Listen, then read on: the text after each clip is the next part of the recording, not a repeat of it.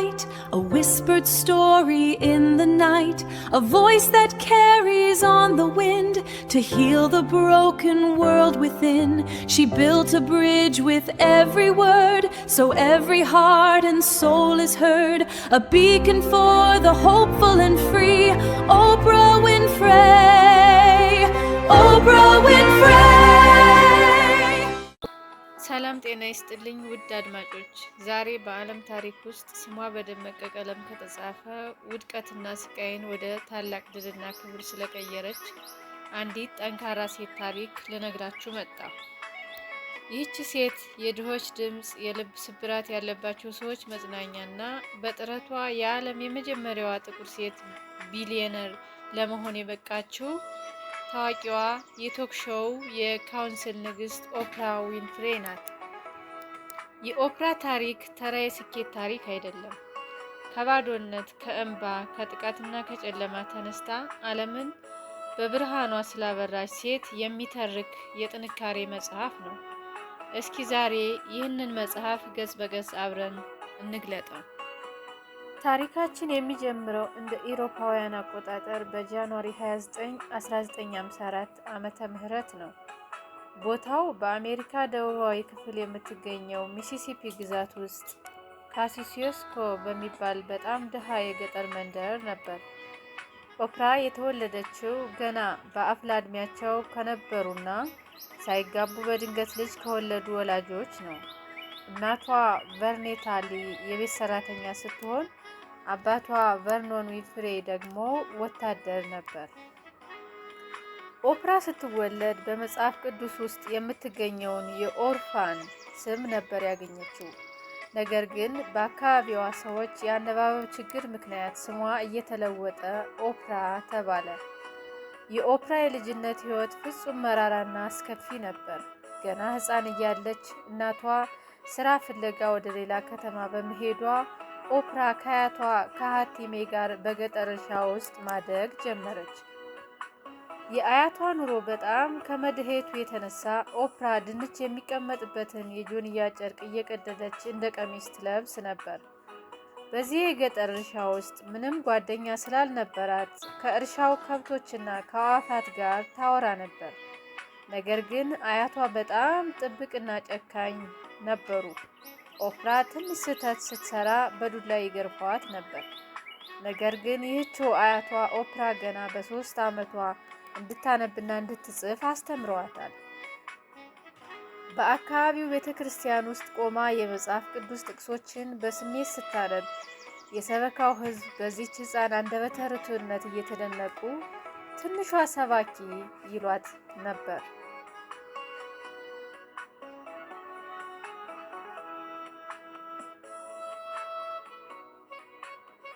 ነገር ግን ጨለማው ገና አልተገፈፈም ነበር። ኦፕራ የ6 ዓመት ሕፃን ስትሆን ወደ ሚልዋኪ ከተማ በመሄድ ከእናቷ ጋር መኖር ጀመረች። እናቷ ሌሊትና ቀን በሰው ቤት በረንዳ ላይ በዝቅተኛ ደሞዝ ስለምትሰራም ለኦፕራ የሚሆን ጊዜም ሆነ ፍቅር አልነበራትም። በዚህ ብቸኝነትንና መረሳት ውስጥ ነው እንግዲህ የኦፕራን ሕይወት እስከ ወዲያኛው የሰረቀው ወይም የሰበረው አሰቃቂ ጥቃት የደረሰው። ገና የ9 ዓመት ሕፃን እያለች በቅርብ ዘመዶቿና በቤተሰብ ወዳጆቿ ተከታታይ የሆነ ያስገድዶ መድፈርና የወሲብ ጥቃት ደረሰባት። ይህንን መራራ ሚስጥር ለማንም መናገር አልቻለችም፣ ምክንያቱም የሚሰማትና የሚጠብቃት ማንም ስላልነበረ። ይህ ስቃይ ሕፃንነቷን ቀማት፣ በራሷ ላይ ያላትን እምነት አጠፋው። በደረሰባት የስነ ልቦና ቀውስ ምክንያት በ14 ዓመቷ ባልተጠበቀ ሁኔታ አረገዘች። የወለደችው ሕፃንም ከተወለደ ከጥቂት ቀናት በኋላ ሞተ። ይህን ጊዜ አስቡት። የ14 ዓመት ታዳጊ ያለ መጠጊያ ያለ ፍቅር የደረሰባትን ጥቃት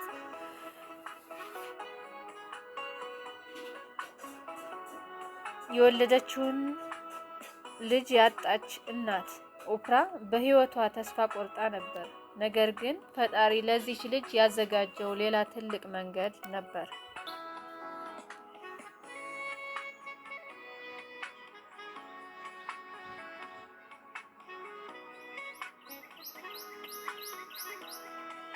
ይህ ሁሉ መከራ ካለፈ በኋላ ኦፕራ ናሽናል ወደሚኖረው አባቷ ወደ ቬርኖን ዊንፍሬ ተላከች።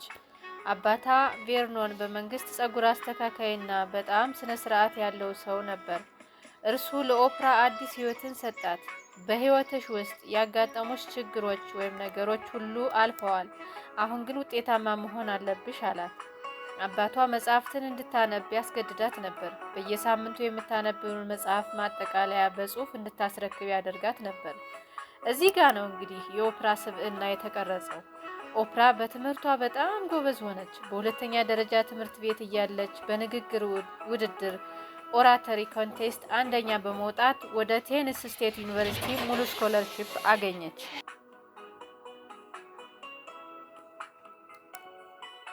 ገና የ17 ዓመት ልጅ እያለች ሚስ ብላክ ናሽቬል የተባለውን የውበትና የብልህነት ውድድር አሸነፈች። በዚሁ ወቅት የድምጿ ውበትና የንግግር ችሎታዋ የአካባቢውን የሬዲዮ ጣቢያዎች ቀልብ ሳበ። WVOL በተባለ የሬዲዮ ጣቢያ ውስጥ የትርፍ ጊዜዋ ዜና ማንበብ ጀመረች። በ19 ዓመቷ ደግሞ በናሽቬል ከተማ የመጀመሪያዋ ጥቁር ሴት የቴሌቪዥን ዜና አቅራቢ ለመሆን በቃች። ነገር ግን የዜና አቀራረብ ስራ ለኦፕራ አልተመቻትም ነበር። እሷ ስሜታዊ ነበረች። አሳዛኝ ዜና ስታነብ ካሜራ ፊት ታለቅስ ነበር። የዜና ክፍል አስተዳዳሪዎች ዜና አቅራቢ ስሜቱን መቆጣጠር አለበት፣ አንቺ ለዚህ ስራ አትሆኝም ይሏት ነበር። ነገር ግን ይህ ውድቀቷ ወደ እውነተኛው ጥሪዋ የሚመራት በር ሆነላት። እንደ ኤሮፓውያን አቆጣጠር በ1976 ኦፕራ ወደ ባልቲሞር ከተማ ተዛውራ ፒፕል አር ቶኪንግ ሰዎች እያወሩ ነው የተባለ የጠዋት የንግግር ፕሮግራም ቶክ ሾው ማቅረብ ጀመረች። እዚህ ጋ ነው ኦፕራ እውነተኛ ማንነቷን ያገኘችው። ከሰዎች ጋር የመግባባት፣ ሰዎችን የመስማትና ስሜታቸውን የመጋራት ተፈጥሯዊ ስጦታ እንዳላት ተረዳች። ይህን ተከትሎ በ1984 በቺካጎ ከተማ የመጨረሻ ደረጃ ላይ ተቀምጦ የነበረውን ኤኤም ቺካጎ የተባለ ፕሮግራም እንድትመራ ተጋበዘች። ኦፕራ ወደ ስራው በገባች በጥቂት ወራት ውስጥ በልዩ የአቀራረብ ስልቷ ፕሮግራሙን በከተማዋ አንደኛ ደረጃ አደረገችው። ከ2 ዓመታት በኋላ እንደ አውሮፓውያን አቆጣጠር በ1986 የፕሮግራሙ ስም ተቀይሮ በአሜሪካ አገር አቀፍ ደረጃ መተላለፍ ጀመረ።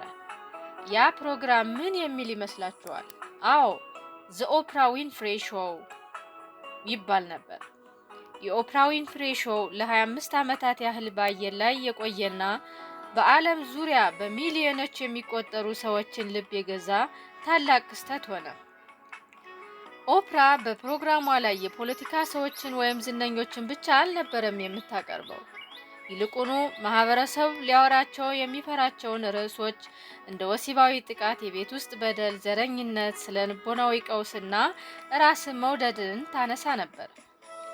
እሷ ራሷ የደረሰባትን ጥቃት በካሜራ ፊት በግልጽ ስታወራና ስታለቅስ በዓለም ዙሪያ ያሉ በሚሊዮን የሚቆጠሩ ሴቶች የልብ ስብራታቸው እንዲናገሩ፣ እንዲፈወሱ በር ከፈተችላቸው።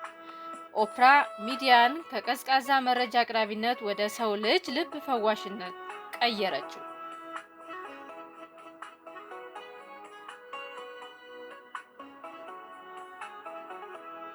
ኦፕራ ዝም ብላ ተቀጣሪ ሆና አልቀረችም። የራሷን የፊልምና የቴሌቪዥን ፕሮዳክሽን ኩባንያ ሃርፖ ፕሮዳክሽንስ መሰረተች። ሃርፖ የሚለው ቃል የኦፕራ ስም ወደ ኋላ ሲነበብ የሚሰጠው ቃል ነው። በዚህም የራሷን ፕሮግራም ሙሉ መብት በመቆጣጠር በአሜሪካ ሚዲያ ታሪክ ውስጥ የራሷን የቴሌቪዥን ስቱዲዮ የያዘች የመጀመሪያዋ ጥቁር ሴት ለመሆን በቃች። በ2003 ዓመተ ምህረት ኦፕራ ዊንፍሬ በዓለም ታሪክ የመጀመሪያዋ ጥቁር ሴት ቢሊየነር ሆና ተመዘገበች። በአሜሪካ ዘ ኦፕራ ኢፌክት ወይም የኦፕራ ተጽዕኖ የሚባል ጽንሰ ሀሳብ አለ። ኦፕራ በፕሮግራሟ ላይ ስለ አንድ መጽሐፍ ጥሩ ነገር ከተናገረች ያ መጽሐፍ በአንድ ሌሊት በሚሊዮን ኮፒ ይሸጣል። ስለ አንድ ትንሽ የንግድ ድርጅት ከተናገረች ያ የንግድ ድርጅት በአንድ ጀንበር ያድጋል። ይህ የሚያሳየው ህዝቡ በኦፕራ ላይ ያለውን ፍጹም እምነትና ፍቅር ነው። ከዚህም በተጨማሪ ኦፕራ በፊልም ኢንዱስትሪ ውስጥ ትልቁ አሻራ አሳርፋለች። ዘ ከለር ፐርፕል በተባለው ዝነኛ ፊልም ላይ ባሳየችው ድንቅ የትወና ብቃት ለኦስካር ሽልማት ታጭታለች። በኋላም የራሷን የቴሌቪዥን ጣቢያ ኦውን ኦፕራ ዊንፍሬ ኔትወርክ በመክፈት የሚዲያ ንግስትነቷን አጽንታለች።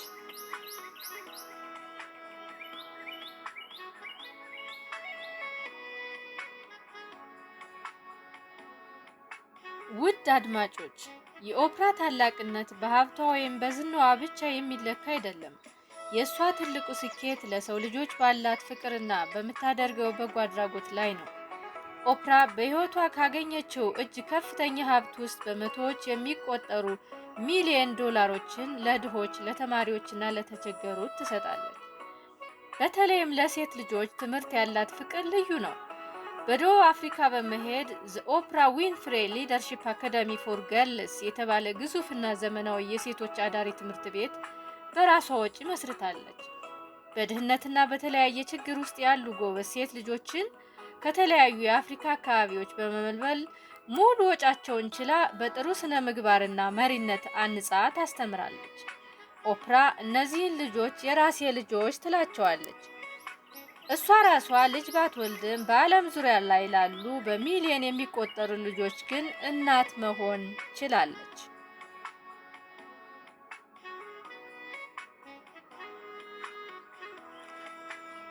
እንግዲህ ዓመታት ነጎዱ። የኦፕራ ዊንፍሬ ታሪክ ዛሬም እኛ ባለንበት ዓመተ ምህረት ላይም በታላቅ ክብርና ተጽዕኖ ቀጥሏል። እንደ ኢሮፓውያን አቆጣጠር በ2011 ታዋቂውን የቶክ ሾው ፕሮግራሟን ብታቆምም እሷ ግን መቼም ቢሆን ከሰዎች ልብ አልቀረችም። ዛሬም በሰባዎቹ የዕድሜ ክልል ውስጥ ብትገኝም በዓለም ላይ እጅግ ተደማጭነት ካላቸው ሴቶች ተርታ ትመደባለች። አሁንም ድረስ በተለያዩ ዲጂታል ሚዲያዎች፣ መጽሐፍት እና ፖድካስቶች አማካይነት የሰዎችን ሕይወት እየቀየረች ትገኛለች።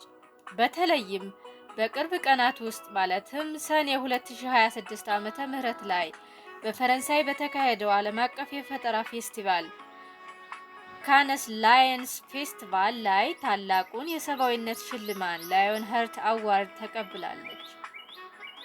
ይህም በዓለም የምታበረክተውን አስተዋጽኦ ዛሬም በክብር እየተመሰከረላት መሆኑን ያሳያል።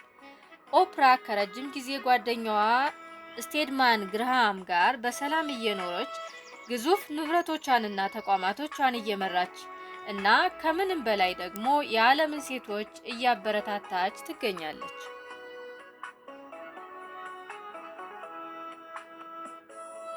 ውድ አድማጮች፣ የኦፕራ ዊንፍሬ የህይወት ጉዞ ምን ያስተምረናል? እሷ በተወለደችበት ወቅት ጥቁር ሴት እና ድሃ መሆን በአሜሪካ ማህበረሰብ ውስጥ የመጨረሻው የውድቀት ምልክት ነበር። የደረሰባት ጥቃትና ስቃይ ደግሞ ህይወቷን ጨለማ ሊያደርገው ይችል ነበር። ነገር ግን ኦፕራ ቁስሏን ወደ ጥበብ፣ እንባዋን ወደ ጥንካሬ፣ ውድቀቷን ደግሞ ወደ ታላቅ ድል ቀየረችው። እሷ ሁልጊዜ የምትናገረው አንድ ታዋቂ አባባል አለ። የህይወታችሁ ትልቁ ሚስጥር ምንም አይነት አስቸጋሪ ታሪክ ቢኖራችሁ የእናንተ የወደፊት ህይወት በታሪካችሁ አይወሰንም። እናንተ ራሳችሁ የህይወታችሁ ጸሐፊዎች ናችሁ ትል ነበር። ዛሬ ይህንን ታሪክ የምትሰሙ ሁሉ ምናልባት ህይወት የከበደቻችሁ፣ ተስፋ የቆረጣችሁ ወይም መሰናክል የበዛባችሁ ካላችሁ የኦፕራን ህይወት ተመልከቱ። ከድንች ጆንያ ቀሚስ እስከ ቢሊዮነርነት የሰዎች ልብ ንግስትነት የተጓዘችው ኦፕራ የሰው ልጅ ካለበት ማንኛውም ጨለማ ወጥቶ ማብራት እንደሚችል ህያው ምስክር ናት። ስላዳመጣችሁኝ ከልብ አመሰግናለሁ። ሰላም ቆዩ። From the red clay, a seed of light, a whispered story in the night, a voice that carries on the wind to heal the broken world within. She built a bridge with every word, so every heart and soul is heard, a beacon for the hopeful and free.